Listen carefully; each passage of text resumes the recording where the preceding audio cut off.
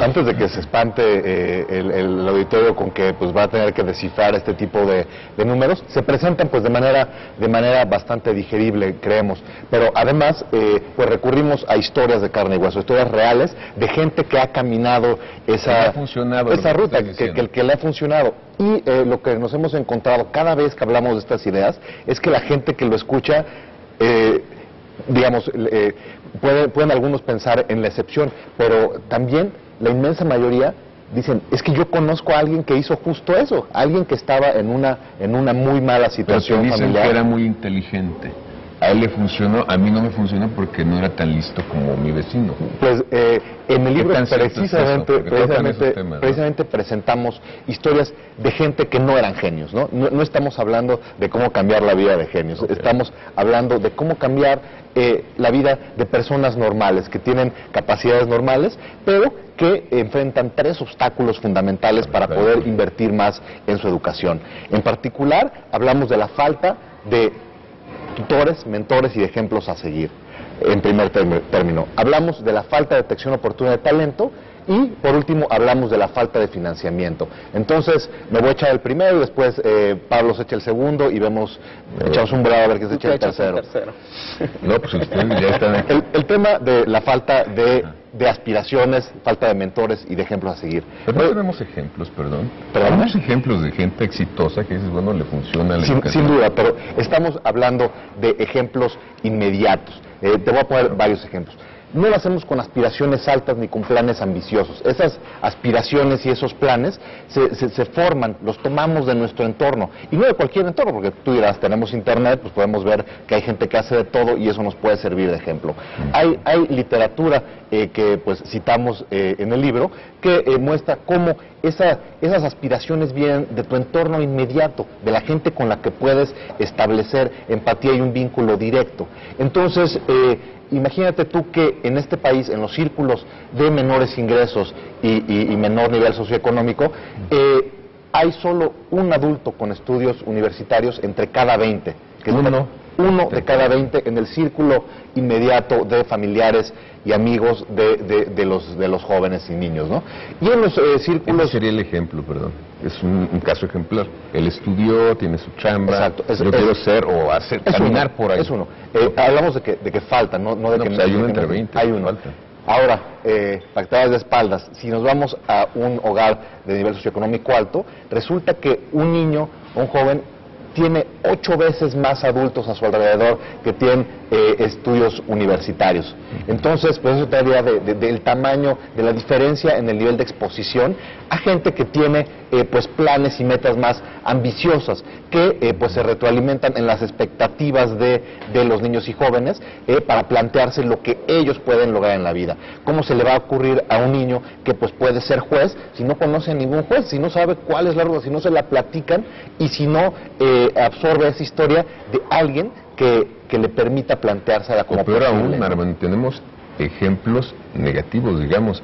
Yo tengo un vecino que es narco, que tiene coches, que tiene muchas mujeres, que tiene mucho dinero y compra lo que quiere, y muchos jóvenes quieren ser eso, ¿no? En Sinaloa hay muchos casos, muchos testimonios que dicen yo quiero ser narco. En Tlaxcala muchos niños quieren dedicarse a la trata de mujeres porque ven que tienen ingresos fuertes, ¿no? El entorno importa y eso es justo a lo que va el libro, ¿no? Uno de los principales obstáculos que enfrentan las personas que estudian menos y que tienen menos ingresos es que pues están en un entorno que pues no conduce a tener más aspiraciones y más planes ambiciosos, ¿no?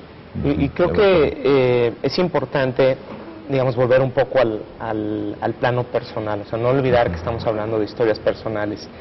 Y prácticamente todo mundo, estoy seguro que tú puedes hacerlo, estoy seguro que muchas personas en tu auditorio pueden sentarse y pensar por 30 segundos quiénes han sido esos modelos a seguir en mi vida. Hay alguien siempre. Siempre hay alguien, quizás era un maestro, a lo mejor en primaria, a lo mejor en secundaria, a lo mejor en la universidad, que funciona para darnos una palmada o para abrirnos una puerta o para abrirnos la mente y decir, oye, ¿tú qué quieres ser? ¿Por qué no te planteas tú tratar de ser esto? Eso es crucial y muchos tenemos la fortuna de contar, de tener en nuestros padres grandes ejemplos a seguir. Entonces, creemos que entonces es automático y podemos caer en el error de pensar que nosotros desde pequeñitos queríamos o aspirábamos a hacer algo, pero en realidad lo fuimos moldeando, se fue moldeando por nuestro entorno. Sin embargo, hay muchos niños que no tienen esa fortuna y entonces están en ese entorno y no tienen a quién voltear, o tienen y voltean a alguien que quizás no es el mejor ejemplo a seguir, como lo que decías, a alguien que le va bien haciendo algo que es ilegal, o a alguien que le va bien por suerte o dedicándose a algo que quizás no involucra mayor desarrollo de su talento, ¿no?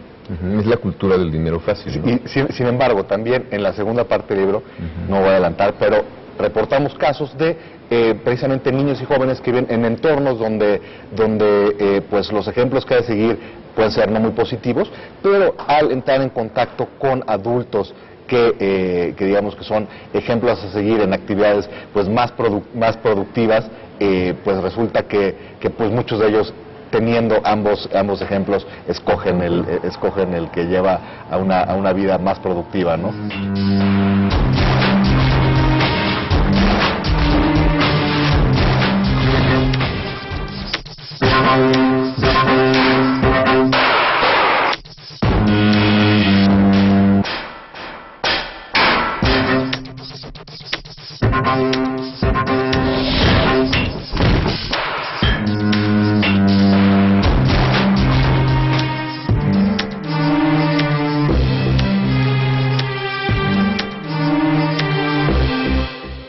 Yo no dudo que le urja al país una reforma política, pero la reforma realmente urgente es para mí la educativa.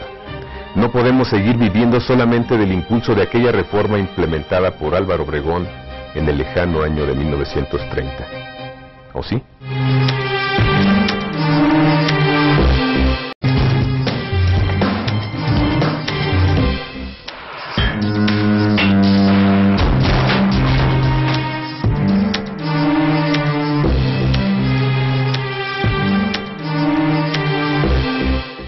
¿Cómo fomentamos esos ejemplos para que no sea uno entre 20 o uno para 20, sino que sean más? Yo puse el desorden. ¿Qué te parece si primero acabo de decir los otros dos obstáculos que enfrentan y después pues podemos dar ejemplos muy claros de cómo es, de qué es lo que podemos hacer, ¿no? Y nos vamos al corazón del libro, que es cómo cambiar historias. Entonces, muy rápidamente, decíamos que también falta detección oportuna de talento. El talento y la educación es el capital humano tiene que desarrollarse, es una inversión en la que hay que invertir toda la vida. Y para poder invertir tienes que saber que hay talento. Usamos el símil de un niño que a los 6 años le dijeran que es buenísimo para el fútbol, que podría, si se esfuerza, llegar a la liga mayor. ¿Quién le puede decir a la niña o al niño que es bueno para las matemáticas o para la lectura? Correcto. Será menos, ¿no? Correcto. Ese es precisamente el punto. Que lo que necesitas es una intervención temprana. Bueno, no es lo que necesitas. Pueden existir esas intervenciones tempranas que hacen que un niño diga, ¿de verdad yo tengo potencial? Ay, no sabía. Y sobre todo, que los papás y los que están alrededor digan, no sabía que mi hijo podría aspirar a ser un médico veterinario quizás, o un físico, o un ingeniero químico, o lo que sea. Y entonces desde pequeño se va a cambiar, se desata un proceso de inversión. No se trata de ubicar el talento, para decir, este niño es un genio, hay que llevárnoslo a una granja de genios. Puedes seguir estudiando. Claro, tú tienes lo que se necesita para llegar a ser un profesionista exitoso. Y entonces el niño dice, ¿de verdad? Y los papás dicen, bueno, apoyémoslo, a lo mejor que se vaya a vivir con sus tíos en la ciudad para que pueda ir a la universidad. Esos casos se dan también. Por supuesto. Y lo que nosotros decimos es, podría haber muchos más si hay una forma de decirle a esos niños, tú tienes Pero ¿cómo mucho detectar potencial? yo que no tengo ninguna preparación el talento de alguien que lo tiene? Bueno, es difícil. no es fácil, pero hay formas. Lo que documentamos en el libro es que hay formas de hacerlo. ¿Cómo? Una de ellas es, por ejemplo, utilizar las pruebas estandarizadas como enlace. Y aquí es importante ponerlo en contexto. Si tú eres un niño con talento, hay que recordar, no estamos hablando de identificar genios, estamos hablando de niños con talento. Sí. Tomas la prueba enlace, pero estás en una escuela con muchas carencias. A lo mejor las instalaciones no son muy buenas, a lo mejor tu profesor no es el más claro ni es el más preparado, entonces es probable que no te vaya... Puedes ser inteligente y como que no sales tan mal, ¿no? No sales tan mal. Okay. Y de hecho eso es lo que muestran los datos, y lo explicamos con detalle en el libro. Te va como el promedio nacional, a pesar de que estás en una de las escuelas con Pero mayores muchos carencias. obstáculos. Y Correcto. saltos, no sé de qué manera, pero los Con talento personal. Justo con ese talento estás compensando las carencias de tu escuela. ¿Por qué? Porque sales mucho mejor que tus compañeritos que tienen las mismas carencias alrededor en la escuela y que provienen de un hogar de circunstancias similares. Entonces, ese desempeño por arriba del promedio, dadas tus carencias, se puede utilizar como una señal de que ese niño promete. Okay. Pero si el niño lo ve sin contexto, va a decir, oye, mira mamá, salí como el promedio nacional, saqué pues 600, más del montón. Pues va a decir, pues mi hijo, pues mejor vete a la tienda. Mejor ayúdanos acá a la familia, con el negocio de la familia, ayúdala con el gasto, ponte a trabajar. Sin embargo, si hay alguien que diga, ese niño es una promesa, puede llegar a ser un profesionista, un médico ¿Cómo exitoso, detectarlos, ese tipo de niños en un sistema tan mediocre como tenemos, Justo como decía Pablo. Los medios nacionales son terribles. Justo como decía Pablo, hay varias formas de interpretar esa información. Y una forma de interpretar la información es, bueno, precisamente ver que este niño quizá está como el promedio, pero dado que está en una escuela que está muy por debajo del promedio, seguramente tiene talento. Entonces, ¿qué pasa si le informamos con bombo y platillo a él y a su familia que ese niño puede llegar muy lejos? Entonces, es muy probable que no para todos, pero sí para muchos pueda cambiar sus expectativas y pueda cambiar qué tanto están dispuestos a invertir y a sacrificarse. Lo cual pues, se vuelve particularmente relevante cuando pues, llega la edad en que empieza a competir con el proyecto de estudiar, el proyecto de tener que contribuir al gasto familiar, lo que nos lleva al tercer obstáculo que detectamos que enfrentan. Y es el financiero, y en un sentido amplio, no nos estamos refiriendo solamente a, bueno, lo que cuesta la escuela y transportarse y los útiles, ¿no? Porque sabemos que pues hay muchas escuelas, sobre todo a nivel primaria, nivel preparatoria y también muchas universidades, que no cuestan nada. Sin embargo, eso no es suficiente. Vemos que, aun cuando no cuesta nada y muchas de ellas son de muy buena calidad, la gente deserta en masa, ¿no? Bueno, estás tocando un punto importante. En las últimas pruebas que se le hacen a los chicos de secundaria, había la idea o el prejuicio de decir, los que peor salen son las de las escuelas públicas, y los de las escuelas privadas y muy caras tienen promedios muy parecidos. Tienen deficiencias en lectura y deficiencias en operaciones aritméticas básicas, ¿no?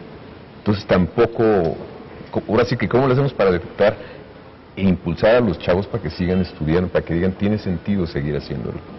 Pues te decía, hay muchas formas. El obstáculo financiero es importante porque sabemos que en 2 de cada 3 hogares mexicanos, los menores de 19 años aportan hasta 50% del gasto familiar, ¿no? Entonces, digamos, la necesidad es muy grande, ¿no? Entonces, si esa necesidad económica, esa presión económica te agarra cuando pues no tuviste demasiados ejemplos a seguir que te impulsaran a seguir estudiando, cuando nadie te informó a edad temprana que tenías talento, pues bueno, esa es la trifecta perfecta para que digas, bueno, pues vámonos, ¿no? a trabajar, y sales al mercado laboral en un muy mal momento, porque pues no tienes ninguna habilidad demasiado específica, ¿no? Te quedaste con un nivel muy bajo y pues te quedas sin posibilidades de poder desarrollar tu talento, ¿no?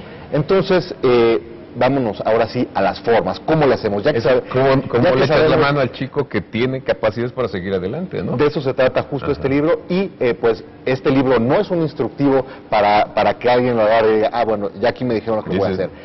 Este libro busca servir de guía e inspiración para todas aquellas personas, empresas y organizaciones sin fines de lucro que buscan ayudar a que más personas puedan estudiar más años, o que ya lo están haciendo pero que están buscando mejores formas. Entonces, para eso pues presentamos ejemplos tanto de individuos como de empresas como de organizaciones que ya están haciendo algo para ayudar a que más personas puedan seguir adelante.